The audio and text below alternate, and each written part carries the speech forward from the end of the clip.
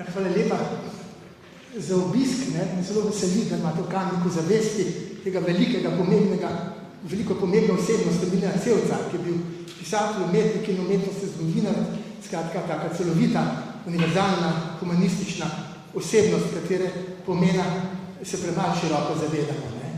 Velja pa seveda za apostola umetnosti, ne samo za pomembnega umetnostnega zgodovinarja. Skratka, ta knjižica oziroma knjiga je nasledek simpozija, ki je bil posvečen njegovi 100-letnici rojstva in ste ga priredili Slovenska akademija znanosti in umetnosti skupaj s Slovensko matico. Potekal je žal po Zoomu zaradi tega razmer, zato tudi nekateri niso mogli sodelovati, ampak je razmeroma komod sestav. Sodelavcev vendar so pa odprli taka tudi precej manj obdelana poglavja, da se v enoviti podobi tukaj predstavlja Cevc. Čeprav je knjiga tenka, je zelo tehtna in svojevrstna. Cevc je bil seveda član Slovenske akademije znanosti in umetnosti, tajnik njenega tudi razreda za zgodovinske in družbene vede in podobno. Veliko je objavila tudi v letopisih akademije, o umetnikih naših pomembnih članih akademije, potem v razpravah znanosti in podobno. In na akademiji nameravajo danes sem priti predsednik akademije Peter Štih, ki najbolj s pozdravil, pa je telefoniral, da ima že predavanje, ker je hkrati tudi še profesor na akademiji, tako da vas ga lahko v njegovem imenu pozdravim. On je napisal tudi tukaj vod in on je dal pobudo že pred 10 leti približno, da je akademija skupaj z ZRC-em SAZU pripravila simpozij, posvet o Cevcu ob 90-letnici njegovega rojstva, ki ga žal ni dočakal, prav 4 leta je bilo to po njegovem slovesu. In ta simpozij je posvečen samo njegovi knjigi Slovenska umetnost, knjiga, ki je šla pri Prešernovi družbi leta 66 in še do danes velja za najbolj tako temeljito, slikovito napisano in imenitno knjigo, ki kaže celoten prikaz slovenske umetnosti, antična ni zajeta, oziroma odkar naj bi Slovenci tukaj ustvarjali pa do prve svetovne vojne, ker se je potem umetnost tako razrasla, da bi zato, kot je nameraval, bila potrebna še ena knjiga. In ta simpozij o tej knjigi je imel naslov Kako pisati umetnost o zgodovino danes, ker pomeni, da so imeli nekako za zgled, kako pisati. Skazalo se je danes ni taka človeka, ki bi tako vse obladal tako lepo napisal, vsaj tako v pogovorih potem. Slovenska matica je pa seveda bila tudi organizator, ker je pa akademik Cevc bil tudi zelo privržen član Slovenske matice, član upravnega odbora, ki je svojim vplivom pa tudi pogledom seveda slovensko umetnost in slovensko umetnost zgodovino predlagal dobra dela, tako da je cela vrsta temeljnih del, zlasti za srednjeveško, kasnejšo, starejšo umetnost išla pri Slovenski matici. Za novejšo manj, ker izdajo monografije slikarjev bolj galerije in tako naprej. Tako da on bil bistven člen Slovenske matice in se je tem spodobilo tudi, da mu je potem matica izdala že eno knjigo, tako imenovanje, pred kakšnimi 10 leti, tako imenovano Cevčevo čitanko z naslovom Pesnitev in resnica. Ta naslov sem se povzel po Cevcu, ki ga je pa povzel po Goetheju, skratka, ko je pisal o Lojzetu Spacalu. In tam je ta knjiga v bistvu antologija njegovih del, ki kaže celoten njegov razmah, kajti tam so dela iz naravoslovja, ki je strašno zanimalo Cevca, iz domovinstva, skratka, kot tak domovinski človek, se tam kaže, ki je spodbujal to, da ne smemo uničevati lepote pokrajine, da mora ohranjati slovenska zavest, spodbujal dvig okusa, ni malo kiča in podobno. Potem se je pokazal kot pesnik, pisatelj noter, in kot preučevalec vseh obdobij slovenske umetnosti, zgodovine in kot kritik novejše umetnosti. Skratka, on je bil najbolj vsestranski umetnostni zgodovinar, ki se je sicer osredotočil na srednjeveško umetnost in 3 njegova temeljna dela so išla pregled srednjeveške umetnosti, so išla do renesanse, so išla pri Slovenski matici. Ob tem je pa raziskoval pravzaprav vsa obdobja. Ob tem je bil edinstven, bil je na začetku pa pisatelj. In sicer že pred vojno, kot vojno je zdal vrsto čudovitih liričnih črtic, predvsem pa preproste stvari. To je delo, ki je osvojilo celo vrsto src in po vojni so se cele generacije ga spominjale in so ga ljudje pregovarjali. Še jaz sem govoril, skratka, da bi ponatisnil, pa ni hotel. Ko so na akademiji izdali, potem je pa le pristal, ko so na akademiji izdali v njegovi 80-letnici, veliko monumentalno tudi spominsko delo zbornik, tam je France Bernikov delal njegovo književnost. In sicer je imel tezo, ker je bila njegova umetnost lirična, intimna, skratka, da po vojni take ne bi sprejeli. In da je zato se sam nekako odpovedal, da bi mu talent vsakno. Izkazalo se proznemu delovanju. Izkazalo se je pa, da je že v tej knjigi se vidi, kako je ljubil umetnost, starožitnost in tako naprej, kamniško naravo, da je njegov umetniški talent ostal živ, ampak je pretočil tako v svoje znanstveno raziskovanje. Tako da so njegova dela umetnost zgodovinska stvarna, hkrati pa tudi poetično napisana in zlasti ob novejših umetnikih so prave umetnine, tako da je ostal umetnik do konca. In zato ima seveda ta zbornik tudi naslov, umetnost zgodovinar in pisatelj. In zato sta prva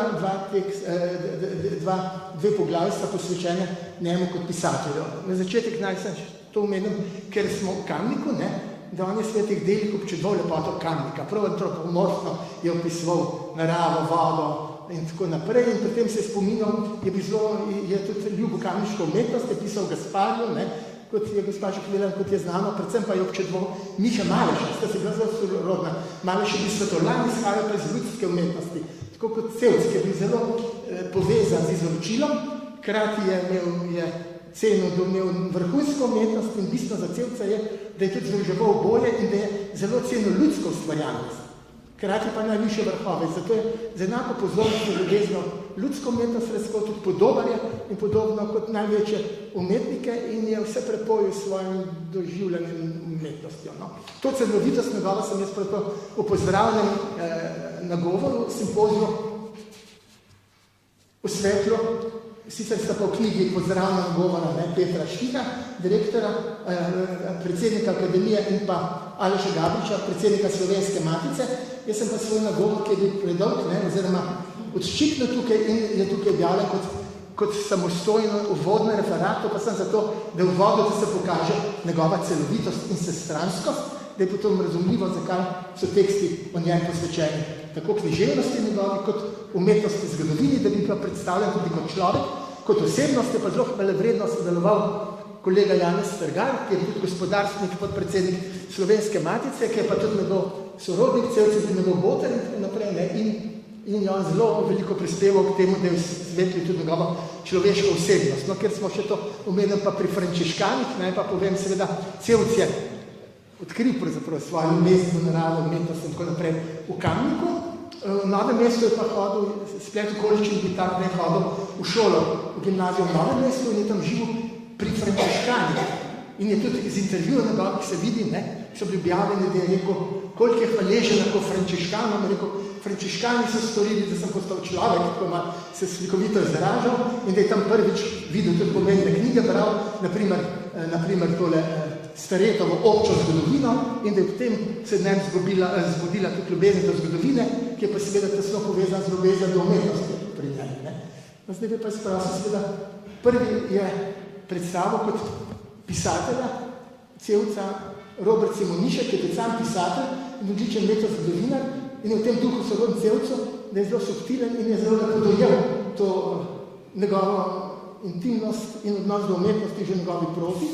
Drugi je pa pisal tudi v njegovi literaturi pa Miklavž Komelj, ki je tudi medvinar besnik, ker je pa pisal tudi knjige o umetnosti med drugo stanovano, partizanih in tako naprej, je pa skušal to vsebino te knjige nekako tudi v zgodovinski kontekst tistega časa umestiti. In mi prosil potem oba najprej kolega Simoniška, da ima povedala, s čem se nas veselila v tej knjigi.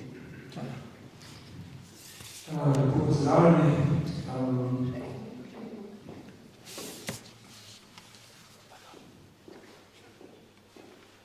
Jaz se najprej počujem za manjšo zamudo in seveda bi težko zdaj dodal kakšne zelo, natančne orise, čeprav sem to poslušal po knjigi in gre za nek način gledanja, torej gre neposredno za moje branje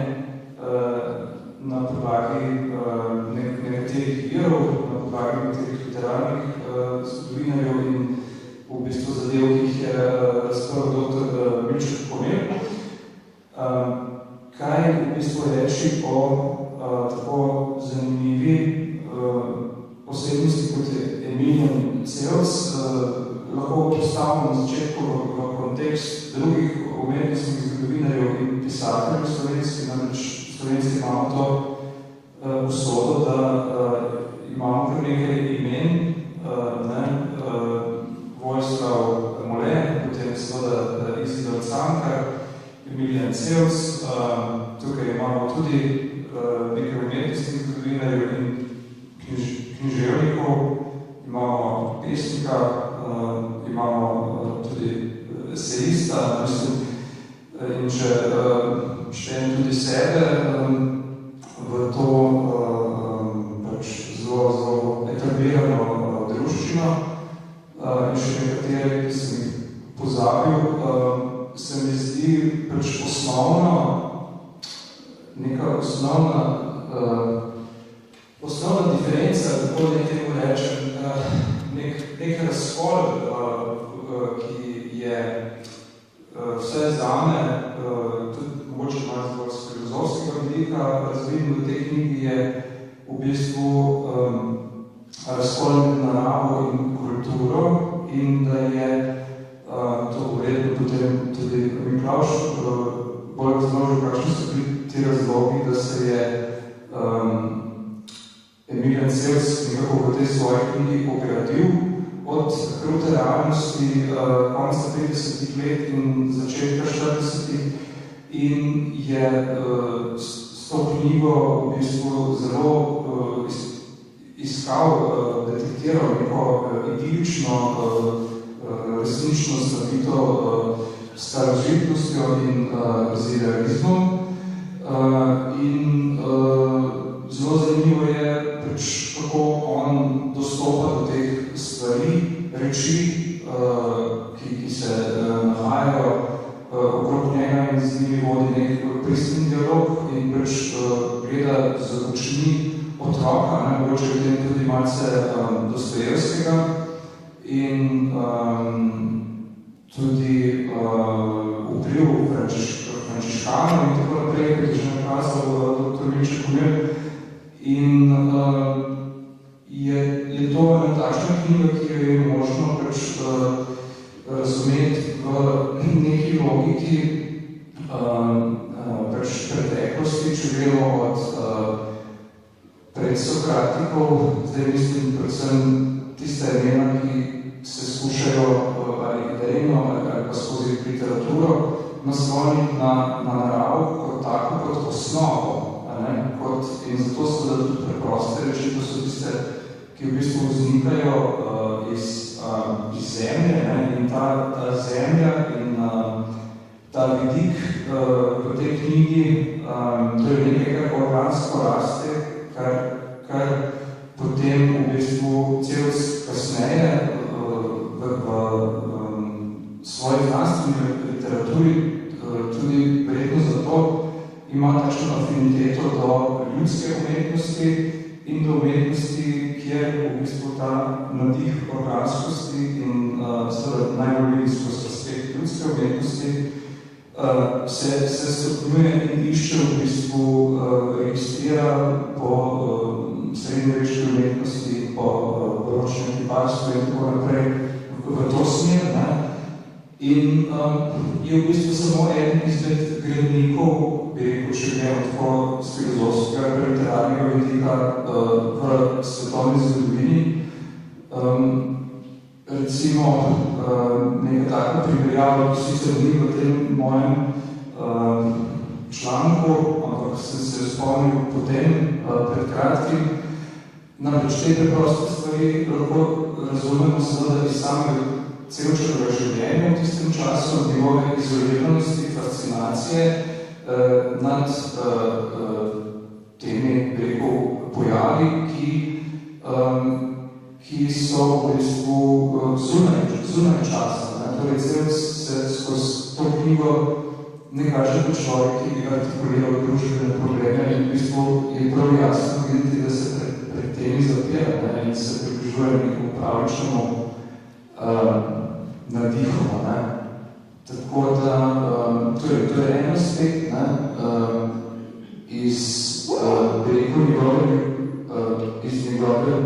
tudi iz njegove ljubezni do samih stvari in do pogledov na naravo in na reči, to so tudi predmeti in ljudje in tako naprej.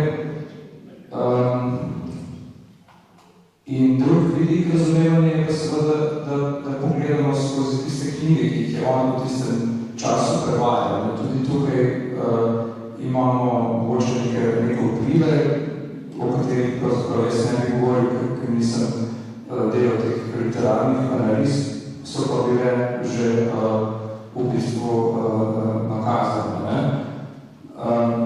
No in potem v bistvu prišel do te primerjave, da je recimo neka povezava, vse po mojem prepričanju, med deli, kot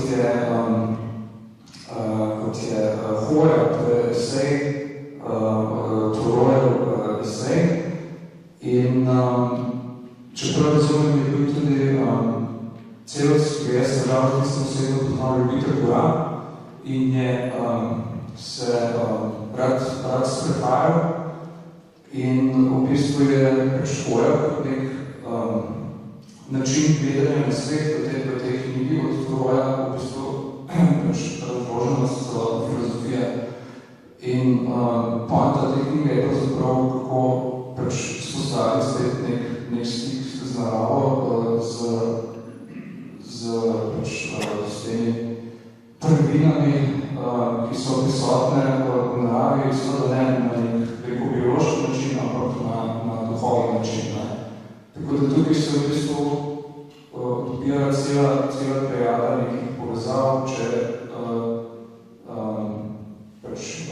Cevčevo knjigo v bistvu jo nekako damo v ta, ali poskušamo videti v tej luči bodisi z vidika drugih literarnih del ali pa skozi neko filozofijo, skozi neke življenjske nazore in celci v bistvu zelo veliko skopov v tem času in ni bil znotraj glavnega toka, ampak je bil na nek način v opoziciji, ampak mislim, da bo in verjetno zavestno v opoziciji, torej se je to zgodilo čisto slučajno. Mislim pa, da bo Miklavž več o tem znal povedati. Hvala lepa. Najlepša hvala lepo pozdravljeni.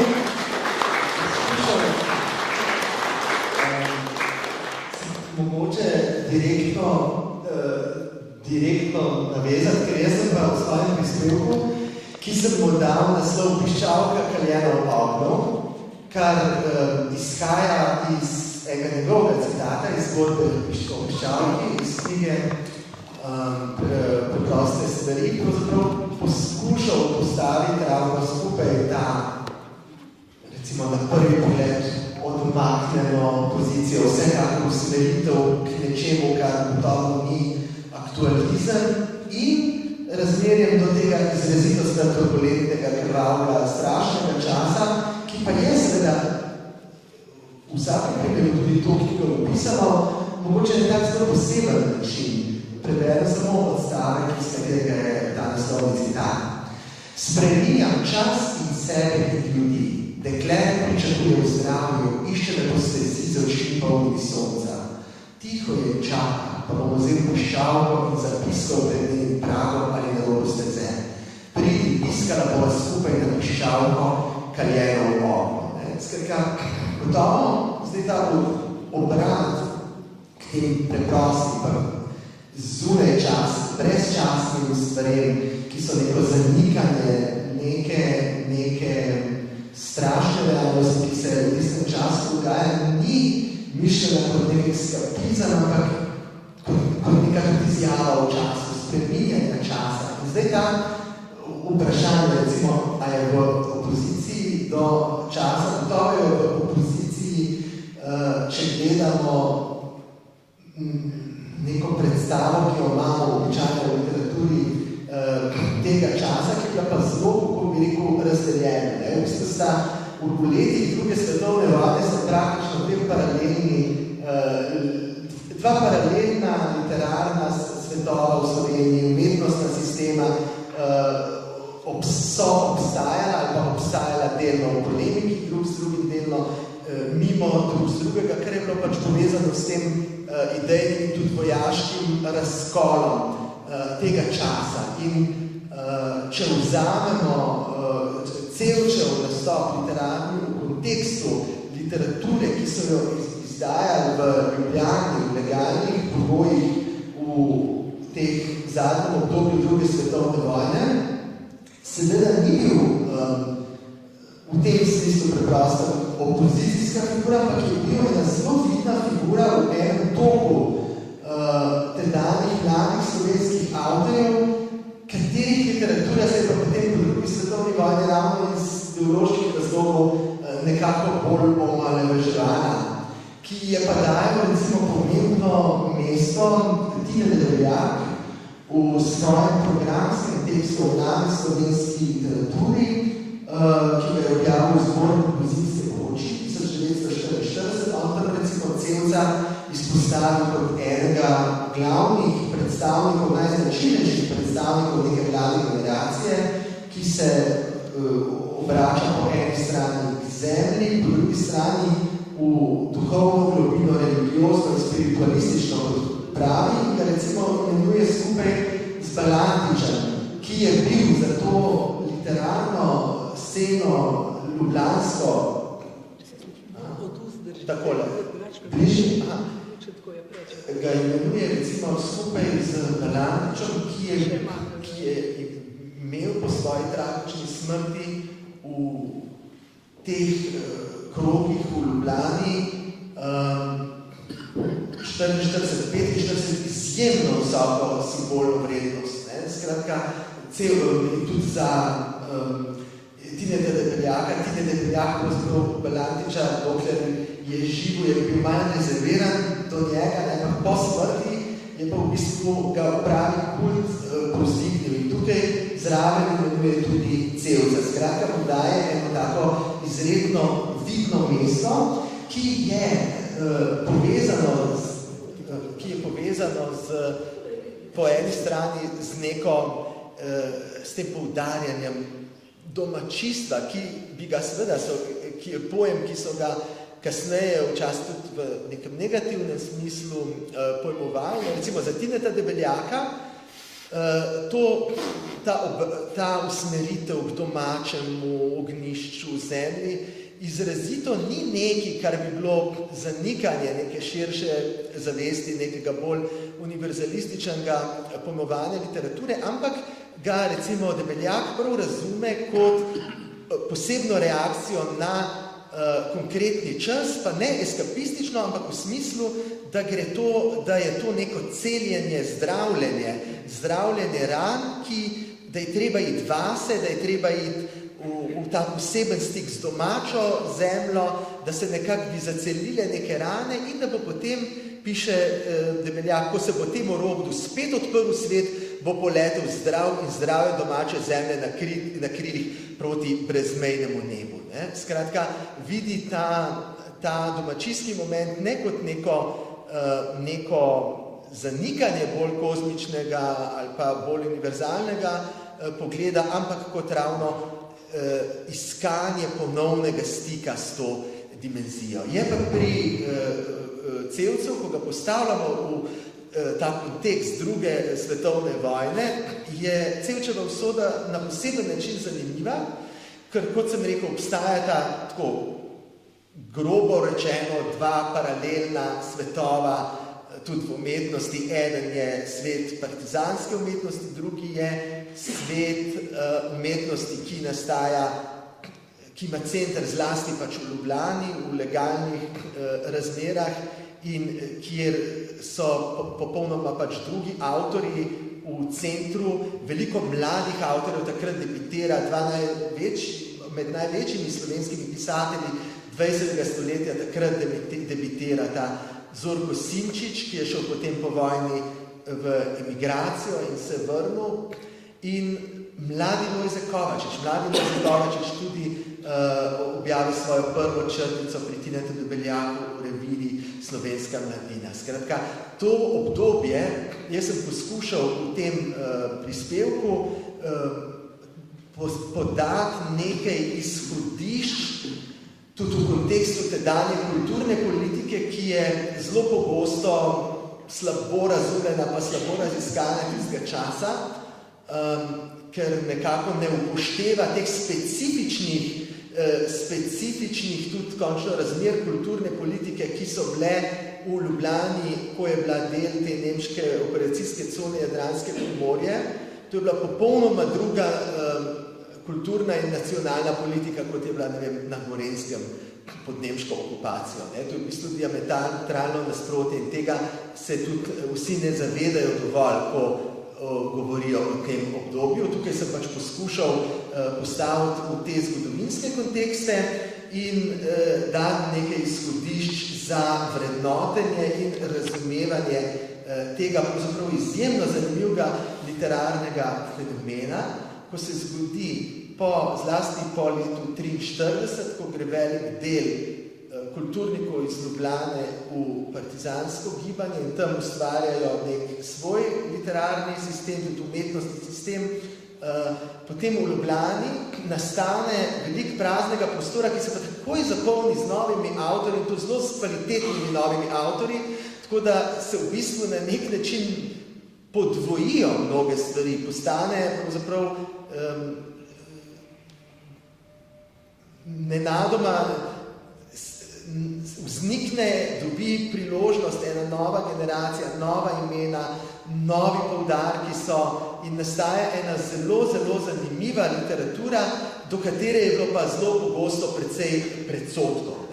Recimo tudi ta Cevčeva knjiga, najbrž Cevci je dovolj njen ponatis pravzaprav potem, tudi ko so se te politične spremembe zgodile v 90-ih letih, prej mogoče so kakšni to gledali, za to knjigo je on dobil nagrado, pač te uprave, ljubljanske pokrajinske uprave, Leon Rupnik mu jo izročil. In to so bile potem take slike, ki jih ljudje rajši niso potem okrog kazali, čeprav ni nobenega razloga, da bi lahko človeku kaj učitali glede tega. Ampak glede tega obdobja druge svetovne vojne dejansko je taka bizarna situacija, pravzaprav še danes ogromno predsodkov zelo povezano, ampak kar se pa tiče Cevčeve usode v drugi svetovni vojni, je pa še na čist poseben način zanimiva, ker je Cevc pravzaprav to dogajanje druge svetovne vojne z dveh strani doživel.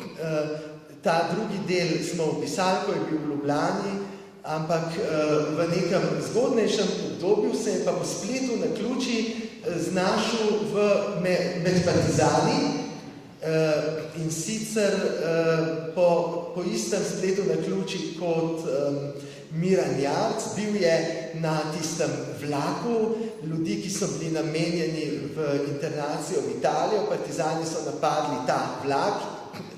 Zdaj, kakor se to interpretira, včasih so rekli, osvobodili so jih, ampak seveda tisti, ki niso hoteli iti z njimi, tiste so postrelili. Skratka, ta osvoboditev je bila na ta način. Cevc je šel z njimi in je bil potem igralec v enem izjemno zanimivem partizanskem gledališču Jasa, katerega član, ki ga je vodil brat Edvarda Kardelja, in katerega člani so bili v bistvu razen Cevca čisto vsi postreljeni, pobiti v italijanski ofenzivi, leroški ofenzivi leta 1942.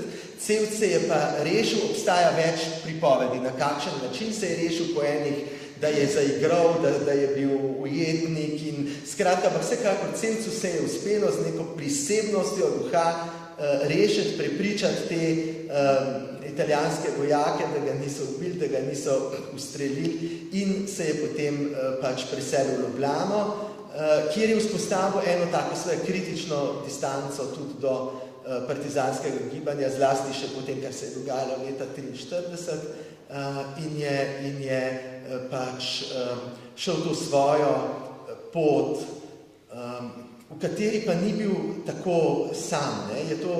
Je hkrati na nek način izredno odraža duha nekega časa, ki ga pravzaprav, ki bi ga bilo vredno še z nekimi bolj poglobljenimi analizami še bolj detaljno raziskati. Jaz sem tukaj pač predvsem podal nekaj izhodišč za neko novo branje tega izredno kompleksnega in izredno bogatega obdobja.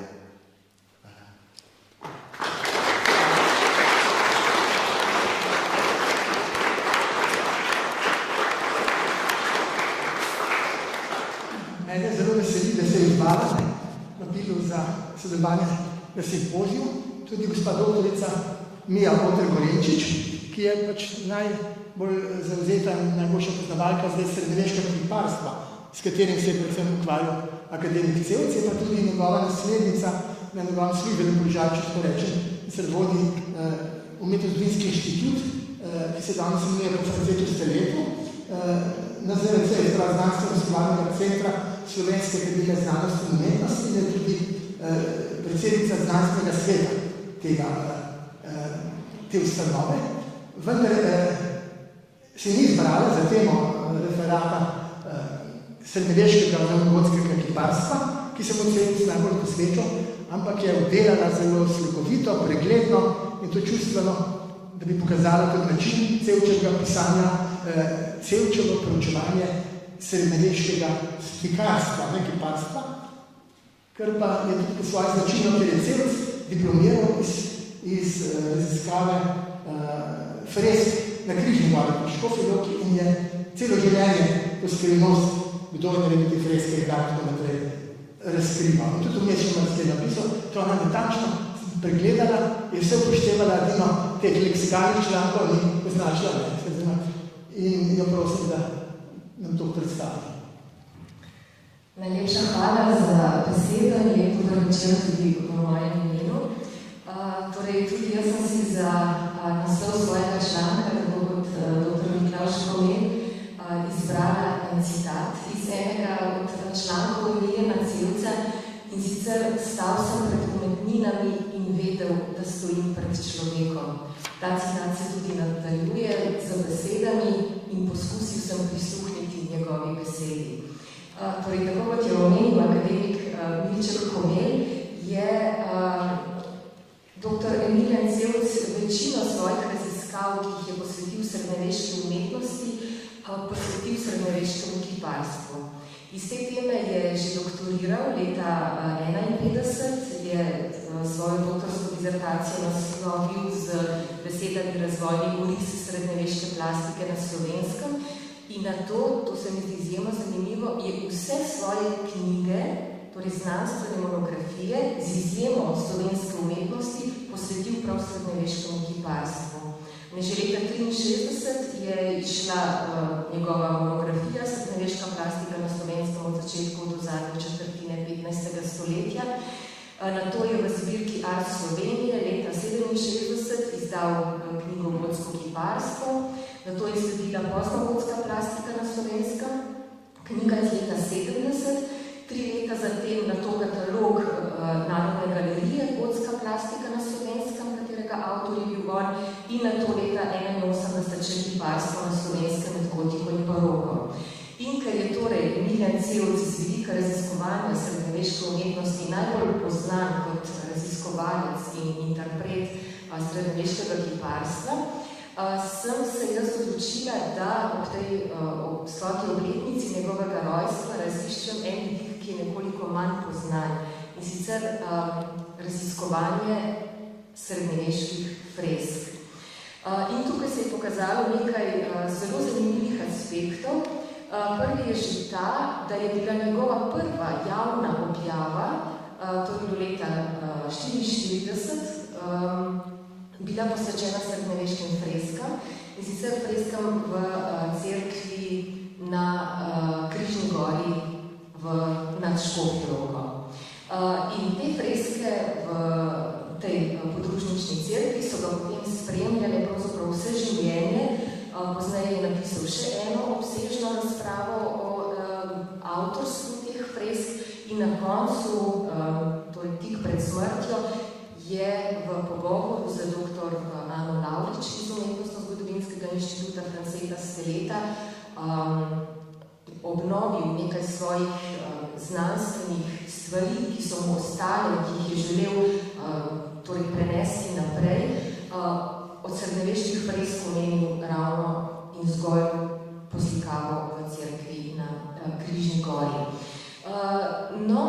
Ta raziskava, njegovega raziskovanja srednjeveškega slikarstva je pokazala tudi njegovo veliko naklonjenost do tako imenovane ljudske umetnosti.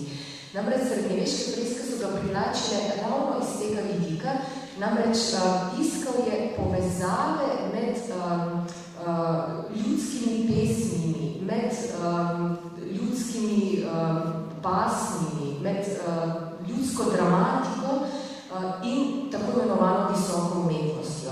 In iz tega aspekta je potem tudi izbiral teme, ki se jim je posvečal. Dva prispevka je tako posvetil znameniti freski Svete nedelje, ki jo najdemo na zahodni fasadi romarske cerkve v Crngrobu. Tam, kot verjetno poznate, so upodobljeni številni motivi iz vsakdanjega življenja in on je tam raziskoval, koliko od teh motivov ni povzetih iz nekih srednjeevropskih grafičnih predlog, ampak odraža življenje tedanjega, preprostega, kmečkega in meščanskega človeka na širšem škofjeloškem območju. Tej cerkvi, oziroma tej freski Sveta nedelja je potem posvetil še eno razpravo in sicer jo je naslovil Crngrobska pletilja. Tam je potem povezal ta motiv pletenja, ki ga najdemo na tej freski z istim motivom tudi v cerkvi na Svetem Primožu nad Kamnikom. Potem pa bi izpostavila še eno njegovo razpravo in sicer on je bil prvi, ki je prepoznal in dokončno razrešil upodobitev, torej pomen gole mlade ženske na severni zunanjščini cerkve Svetega Nikolaja na Visokem pod Kureščkom in sicer je to upodobitev prepoznal kot luksurijo oziroma razvratnost. V tem članku se je potem tudi vprašal oziroma pomislil ali namignil, da najbrž ni naključno, da je ta freska upodobljena na tisti strani, ki gleda proti Turjaškemu gradu, neke vrste moralni opomin. Zelo rad je torej srednjeveške freske interpretiral tudi iz tega vidika in gledal iz tega aspekta, da gre za neke vrste moralno-teološko pridigo, kot nek didaktični pripomoček duhovnikovi pridigi. Ker pa seveda Emilijan Zevc izhaja iz Kamnika, pa ko govorimo o njegovem odnosu do srednjeveških fresk, ne smemo mimo tega, da je bil on eden najbolj vnetih nasprotnikov teze, da je mojster kranjskega oltarja identičen z slikarjem, ki je poslikal cerkev na Svetem Primožu nad Kamnikom. Enostavno se mi ta poslikava na Svetem Primožu zdela veliko bolj kvalitetna kot poslikava kranjskega oltarja. Tako, mogoče še za konec, leta 1959 je bila v Narodni galeriji velika razstava z naslovom Srednjeveške freske na Slovenskem. Takrat je bilo angažiranih kar nekaj sodobnih slikarjev, da so izdelali, mislim, da so 75 kopij srednjeveških fresk in te kopije so bile potem leta 1959 razstavljene in najbolj tehtno poročilo, kritiko in razpravo po tej razstavi je napisal ravno Emilijan Zevc. Ravno iz tega članka je vzet tudi ta citat: "Stal sem pred umetninami in vedel, da stojim pred človekom", in v tem članku je odlično se tudi opredelil do tega, kako pomembno je po eni strani srednjeveške freske kopirati, ker jih lahko vidiš enako osvetljene, lahko vidiš torej podrobnosti, ki jih mogoče v zatemnjeni cerkvi spregledal, ampak po drugi strani, kako zelo pomembno je pa srednjeveške freske in seveda pač medij fresk kot tak, vedno iti pogledati tudi in situ. To je na mesto samo, ker ga nikoli ni mogoče pravilno razumeti brez razumevanja arhitekture oziroma prostora, v katerem je in za katerega neka freska nastala.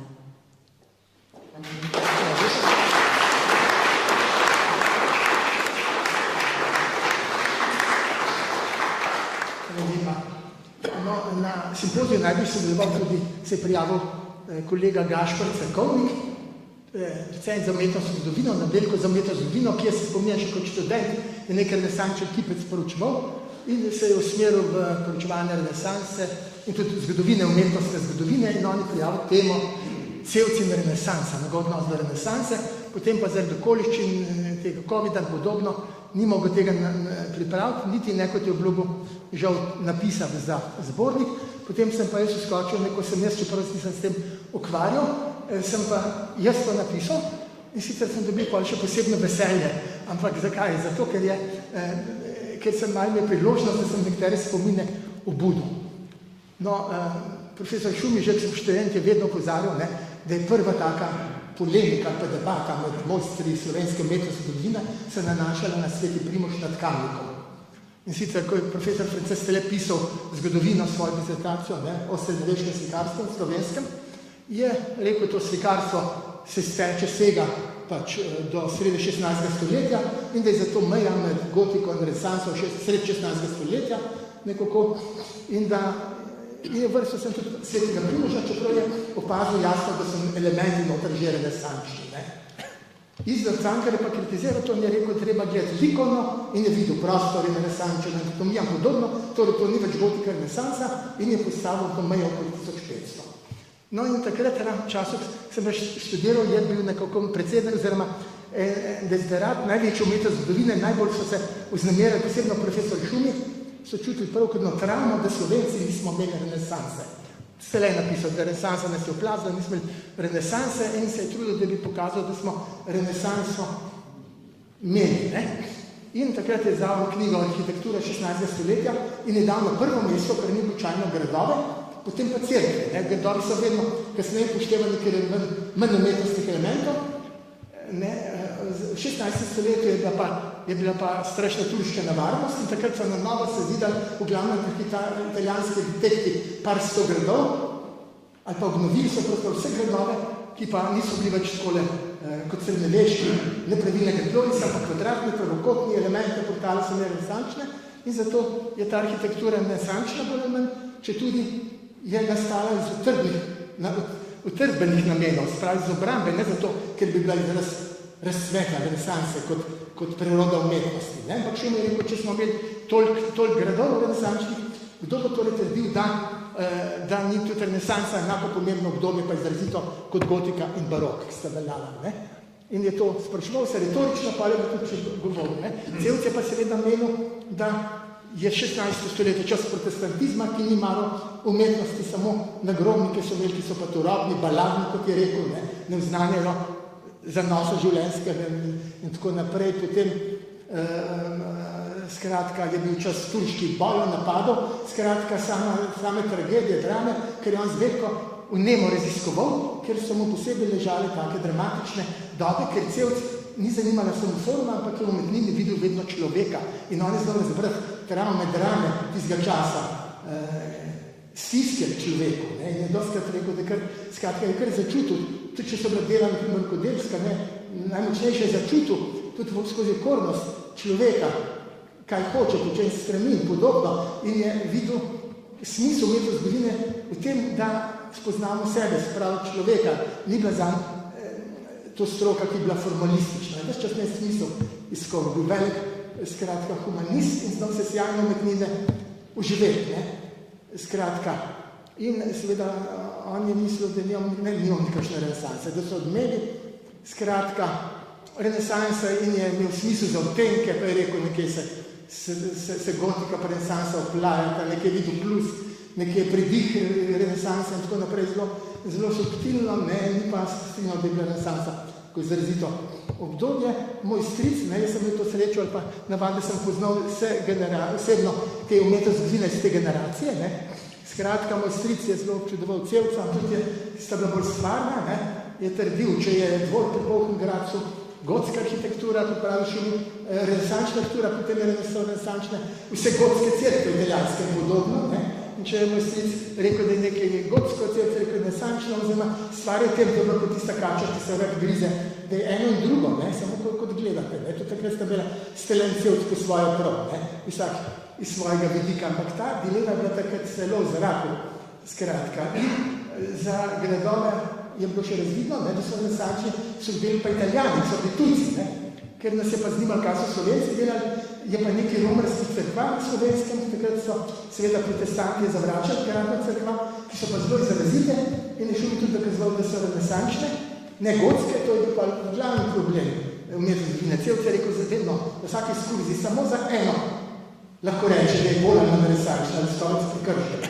Šlo je pa zato, da je Šumer je opeljal tako malo strukturno metodo, kar pomeni, da je gledal svoje elementov in tudi če je napicerko, da ima gotska okna, gotske boke, pa je prostor bil širok, ni bilo zagona mišino, ni mistično, če bo, ampak posvetno rekel, to ni več gotika, tudi če so oblike gotske, treba gledati strukturno, torej če ni gotika, kaj je renesansa, pač posebna renesansa, ne? In tako naprej je rekel, ni več staro, ampak tudi še ni novo, in to je bilo takrat skratka zelo konfliktni so bili, čeprav so nekaj prijatelji te metodinari. Jaz sem potem z tega vidika spomine upošteval, ne, in analiziral, vzema, kako je Cevc spremljal, pa kaj je menil v teh umetninah. Vem, da ga pa to zelo zanimalo, kajti ko je bil Cevc je bil glavni tudi pri enciklopediji Slovenije za umetnost, in ko je bila enkrat na leto taka velika seja, ker je bila Špelca Čop, Žifričan in podobno, je Cevc imel glavno besedo in smo določali gesla, kdo bo pisal, no je takrat se vedno razgovoril, traja par ur in je povedal vse, se je tako globoko vse poznal z terena, izjemno ne, tudi v vsakem umetnostnem zgodovino je poznal njegove slabosti in kvalitete in podobno, on je vedno takrat bil pripravljen pisati o temah, ki so kakorkoli povezane z renesanso. Tako da to so sicer kratka gesla, ampak je noter njegova življenjska, tako reč pogledi, si noter izkušnje. No, skratka, ne bom če govoril, ne, je pa še ta razlika, da Cevc je, Šumi je skušal nekako slog spremljati in ugotavljati razvoj in je zato izbral selektivno vedno nekaj spomenikov, ker je čutil razvoj. Tako da bi nadejo pod nazorom, kot je zelo lucidno lepo opisal, krati je pa to bolj fikcija. Ne. Cevc je pa rekel zgodovina, rekonstrukcija preteklosti, je bil realist v tem smislu, ne, in je treba vse poštevati. In je vse poštevati je videl, da ni mogoče kvar takrat razvoju in seveda takrat je Šumi veljal nekako za svoje rekli vodilnega, v tem smislu sem že pojasnil. To je menaša zelo motilo, kakšen vodilni, pa zaradi tega, ker je odpiral taka vprašanja, ne, in tako, skratka, ni se pa v detalje spuščal in so potem njegovi učenci to izdali, tako izjavljali. Medtem, ko so pa vsi zgodovini, resni zgodovinari, najbolj vedno spoštovali in upoštevali, največ od teta bil Emilijan Cevc. Skratka, on je najbolj zanesljiv, pa še vas včasih dvomu, je spremljal iste spomenike, pa jih je novega še, skratka, sem mu pokazal za odtevek, tako je bil iskren in samokričen tudi do sebe in on zaradi tega ni ponastavljal in je tudi bil če nekaj take teorije, ne, da ne bi malo teorij, ampak je trdil, da je umetnost zgodovina zgodovinska znanost, ne, tako kot je trdil Stele, to pa zato, ker je videl, da so dostkrat ne, da bi poznali materialce nekaj izmišljali, ne, to je motivno, skratka. Je pa cel biti pesnik, da pa po drugi strani je pa sjajno lahko pisal čisto poetično o novejši umetnosti. No, tega se pa dotakne, zdaj tukaj ni Petar Krečiča, če lahko sem to še omenil, prej tam besedo Janez Strgarju, ne. Krečič je pa napisal besedilo Emilijan Cevc, pisec drugega od 3 orisov. Tukaj gre pa za to, da Frances Stele, ki je bil oče naše umetnosti zgodovine v Bizlar Cankarju, prvi, ki se je posvetil raziskovanju slovenske umetnosti, je napisal leta 1924 izdal knjigo Oris zgodovine umetnosti pri Slovenci, kjer je v bistvu nakazal enostavno vso to problematiko lapidarno na podlagi tedajnega poznavanja. Ta oris so kasneje imenovali zlata temeljna knjiga umetnostne zgodovine slovenske. No, Cevčevo knjigo so imenovali pa Oris 2 in takrat je Stele, ki je bil profesor, generacijo Cevčevo nekako po svetu v umetnost zgodovino in so se vsi, da bi to, kar je on nastavil, raziskali na terenu, je Cevc se usmeril v gotsko kiparstvo, Vrišar baročno kiparstvo, moj stric v arhitekturo, pa gradove in tako naprej. Ne? In je potem ta Cevčev uris, oziroma Cevčeva slovenska umetnost upoštevala izsledke tistega časa njegovih učencev, to sintetično zelo lepo napisano. To je ris 2. Profesor Šumi je pa kasneje, ko je izhajala zbirka Pogledi na slovensko umetnost, na Pogledi, sploh je pa napisal Poglede na slovensko umetnost, ker je pa zbral nekaj svojih, ni napisal pregleda umetnosti, nekaj svojih člankov, ki so se mu zdaj temeljni, ker kaže njegove poglede na umetnost. Ne? In Peter Krečič je napisal oceno te knjige in mu je potem Šumi, kot tukaj pišem, kot je Rad Krečič pripovedoval, rekel, lepo si napisal, ampak bistvenega pa nisi pazil, da je ta moja knjiga vendar oris 3. Skratka, štejem za tretjo. No, potem zaradi tega je Krečič dal ta naslov, ne?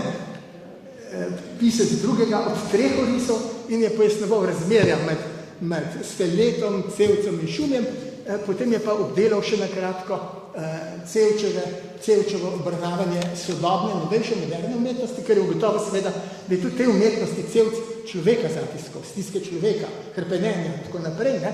To je pa seveda sjajno Cevc znal napisati, ker je bil občutljiv, pa imel je literarni talent. No? Krečič je pa to, čeprav mogoče organsko ne gre skupaj, zato dodal, ker on je pa še kot študent za diplomsko nalogo si izbral zelo temeljito delo, rekonstruiral temo s kritiko slovensko likovno med obema vojnama. In je bil pa tega že tako obseden, da je potem bil en pobudnik od društva likovnih kritikov in še mene pa spodbujal, da sem prve kritike napisal drugače. Jih ne bi skratka, zato je tudi tukaj vključil, da je še po vojni daljeval ta pogled na kritiko. Ne? No, zadnji del te knjige je pa zelo črljiv in pove marsikaj o Cevcu kot osebnosti, je pa napisal Janez Strgar, ki je pa tudi priskrbel še prispevek, ne se si ti to, ne? Marja Mavra, ki je kot dodatek objavljen s Cevcem v Nečiji. Cevc je občudoval slovensko umetnost, seveda, ne? Umetnost na slovenskih tleh, tudi dela tujcev obravnaval in tako naprej, ne? Medtem, ko prek sem govoril o renesansi, ko je pri Enciklopediji Slovenije išlo geslo renesansa, on ni pustil, da bi noter objavil tale umetnine iz Kopra, Pirana, ker je v tistem času bilo to tudi italijansko. Ne? Skratka, zelo ga je pa zanimala slovenska umetnost, takoj onkraj na slovenskem ozemlju, tisti, ki so Slovenci delali, ne? Skratka, zato tudi ga najprej ni vznemirila, ker je delal Italijanov, tista dva kipa, ki sta na naslovnici njegove knjige, ki sta v Kamniku, Zabika razbirke, tista dva čuvala Kristusa. Ne? No, zelo ga je pa zanimala tudi umetnost slovenska zunaj meja. In je proučeval, skratka, bolj kot italijanska na naših tleh sedanjih, ne, ga zanima slovenska zunaj današnje Republike Slovenije, posebno v Veneški Sloveniji. In je nek ljubitelj, duhovnik, ne, Mavr, ki je tudi odkrival Cevca, se Cevcu pridružil in je potem popisal v dnevniki, kako je Cevc iskal dela Jerneja Zloke tudi na Beneške. In je to zelo ljubezniv prispevek. To je pa prispeval Janez Strgar, ki je ves čas tudi malo zavesti omenja Cevca, pa tudi njegovo gospo ženo, ki je tudi zaslužna zelo za slovensko kulturno zgodovino, umetno zgodovino, dr. Anica Cevc, ne, in bi pripravljal potem tudi slikovnim gradivom skrbeti ta zbornik, ne, no, ob teh dveh prispevkih pisateljev, ne, naj pa še omenim, da so pa noter objavljene tudi slike, ilustracije narejene za Cevčevo knjigo Preproste stvari, ki jih je naredil s Peresom, ne, Riko Debenjak. Marjan Pogačnik je pa rekel, da si je pa cel želel, če bi kdaj še to izdali, da bi pa naredil zadnje ilustracije tudi Marjan Pogačnik. To je zanimivo.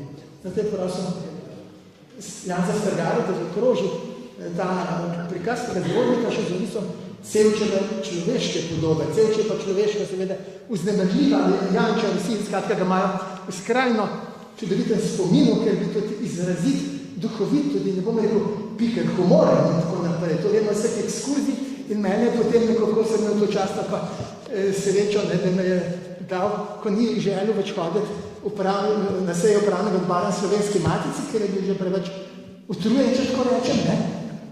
Pa ni noben posebno zupal, ker noben ni bilo tazga, da bi ga nasledil. Potem je pa Jože Snoj rekel, kaj pa ima Cevc rekel, pri tebi je imel zadržke, pa te je on predlagal. Ne? Pa sem pa rekel, ja, on mi vedno reče, da bi se moral ukvarjati s starejšo umetnostjo, ko se je tako malo. Ker jasno, lažje se z novejšo. On je se mučil, da se ne veš, kaj ne mučil, moral študirati tako naprej, kot predih je pa napisal, pogledal razstavo pa lahko napisal, jaz sem to tedaj delal, ne.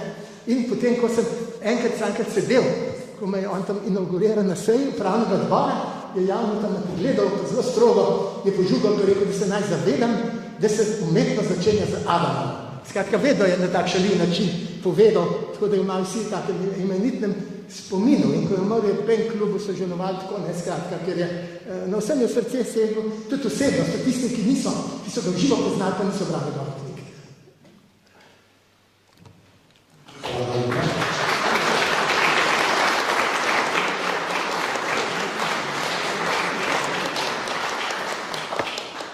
Naslov mojega prispevka je Kripki spominov na strice in botre Emilija Cevca. To seveda, to sorodstevno razmerje je en razlog, da sem sprejel relativno naglici in ostani časovni stiski in potem na koncu tudi ne bil zadovoljen s celoto, kakorkoli svojega tega prispevka. Drugi je pa seveda ta, da so z Emilijanom Cevcem dolga, za desetletja sedela skupaj v upravnem odboru Slovenske matice, kot je akademik Kormel že povedal. In seveda še tretja stvar je, da sem po študiju zgodovinar, moja žena umetnostna zgodovinarka in zgodovinarka, tako da nas je tudi ta profesionalna usmeritev malce povezala. Zlasti pa seveda, tu se spomnim, pa družinsko okolje. To družinsko okolje, moram reči, je rodbinsko, ker pozvalo relativno številčne družine z veliko otroki, ki so se poročali, ko so se družili in se še vedno tudi družimo. Žal, ko sem to napisal, njegove generacije seveda ni bilo nikogar več, ne mojih staršev, ne njegovih, kakšen brat je še živ. Tako da sem sicer iskal neki spodbud oziroma pomoči od svojih bratrancev, zlasti ovih sinov, ki je prisotnih, pa še kakšnega bratranca. In za fotografije je bil najbolj zaslužen sosed bratranec oziroma družina, ki je vis-a-vis živela.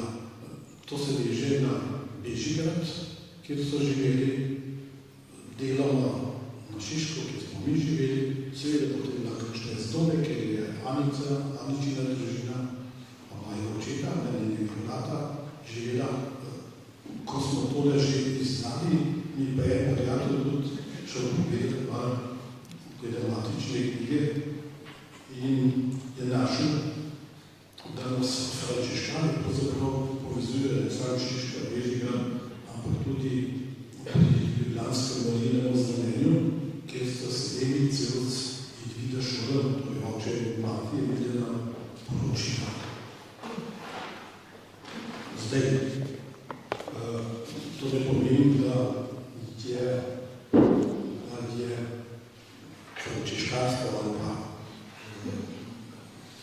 religija ali pa pretirana kakšna glasnost prevladovala teh naših rodbinskih srečanjih, je pa na vsak način bil božični čas, pa novoletni priložnost, ker smo se jaz od otroških let srečevali. In če kar izpravljam naprej, kdo ni videl Emiljanovih jasnic in vsega, kar se je dogajalo v božičnem času, gre sa jasnice lahko pogledati, to je zdaj vlastično. In recimo, zdaj jaz lahko kakšne anekdote povem zravno, kaj ti kar povem. Kot zgodovinar sem potem ugotavljal, da neke biografije Emiljana Cevca pravzaprav nimamo, ki bi bila na podlagi lepo fotografije, dokumentov, pritegnitvi spominov. To tudi sinova lista bila najbolj še hranita Laske, ker bi kakšen biograf to lahko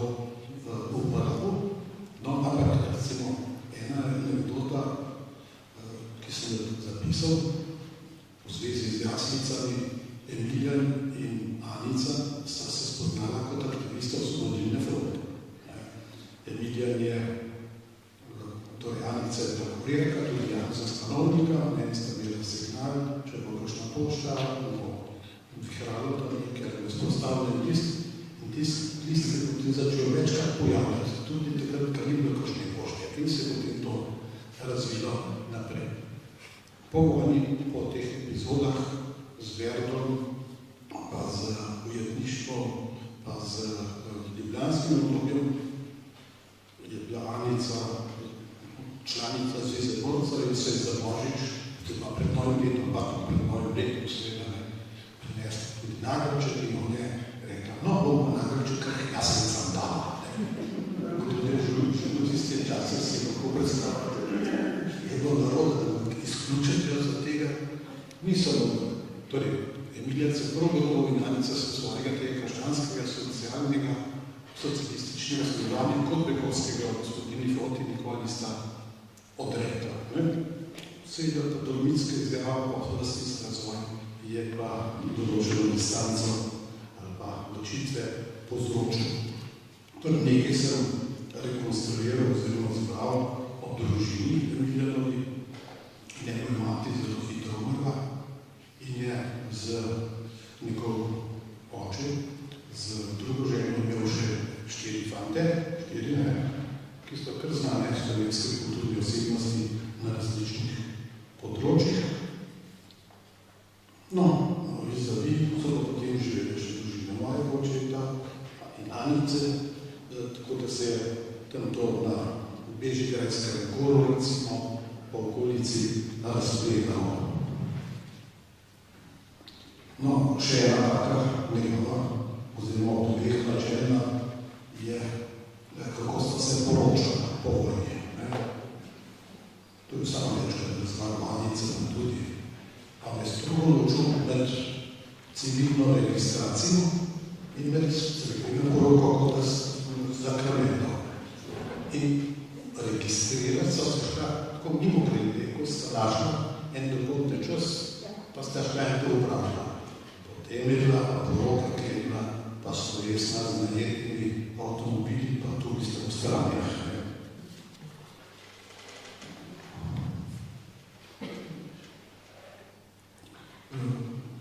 Ja, še srče vrlišče, tudi tisto res, da so na družinske zbirke hodili pa že naši starši, to ja ni pa Emilijan kakšen alpinist, kot ni bil kakšen velik športnik, imamo v knjigi tudi kakšne fotografije, ko je bila badminton ali pa kopadina, recimo velika družinska, rodbinska srečanja, se smo imeli družine Cevc, Krece, Strga, Šoba.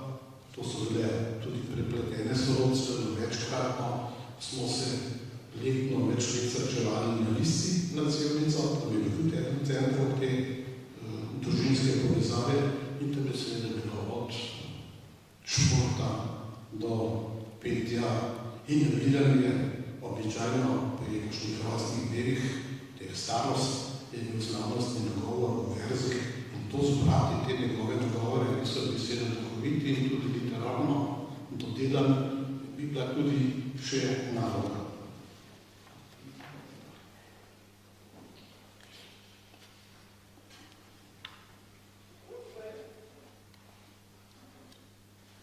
Ja, pravim, da tem pregledu sem seveda nekaj še napisal o obeh sinovih, tudi odnosu Emilijana do družine v vplivu na njuno kariero, ki je obeh zavidljiva. Gregor v Nemčiji in recimo spet ena Emilijanova značilna lastnost doslednost. Najprej, da Gregor se mlad poroči z Nemko. To je pa grozno, ne? Samo rezultat je bil, da Gregorjeva žena govori izborno slovenščino, otroci govori pa knjižno slovenščino, ko so se v nemščini tako naučili, brez dialekte in ko smo jih videli v tistih letih prišeči iz Nemčine, da s knjižno slovenščino, to je seveda posredno da Emiljino zahteva temska skupina. No, teh nekaj se spomnjam svetovanja pri slovenski matici in morda, če kar zaključim, da vam ne bi preveč povedal, zato je knjiga, da si jo preberete, pa rečemo se, da nekaj že spodbudu, da bodo še kaj dodali, da bodo še kaj povedali. Bi posem eno epizodo naše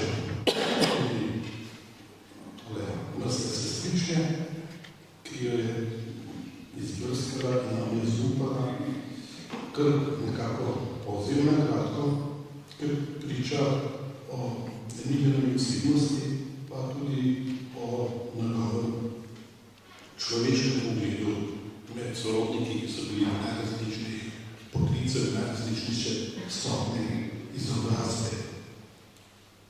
Da so se tekom omizju Božjem pogovarjali in komentirali, kako slaba mati, da je neka zelo mlada sorodnica, ker svojega nezakonskega sina noče dati v posvojitev stricu Dedi, ki sta bila brez lastnih otrok. Pri njima ne bi bilo otroko bolje, imel bi denar, dom, ter se tisto čeza nemogodna mati ne bi bila sposobna dati.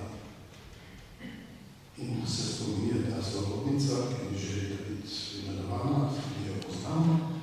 Spomnim se, da sem skoraj izrecila pod mizo od sravnu in kome zadržovala solze. Se me nihče ne hotel poslušati, še manj pa razumeti. Vsi so debatirali o mojem primeru, mene pa kot da ni zraven. Teda je stric Emilija z roko udaril po mizi, vstal in rekel, ni slaba mama, slaba mama bi bila, če bi se povedala svojim otrokom. In ta otrok je seveda pri njej zarastal v možaka.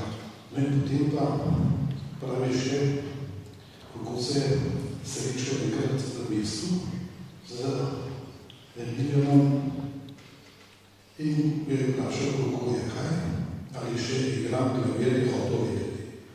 V preteklosti si je namreč od nekaj prikliki pogledoval moje dolge prste in širokim usmehom komentiral. Ti boš pianistka ali pa tatica.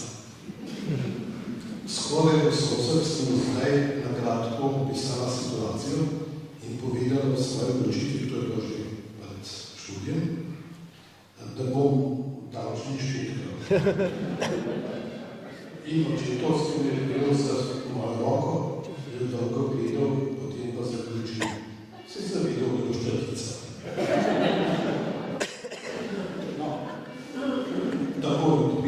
Eni sorodnici, da bomo pianistka ali pa tatica. Tako da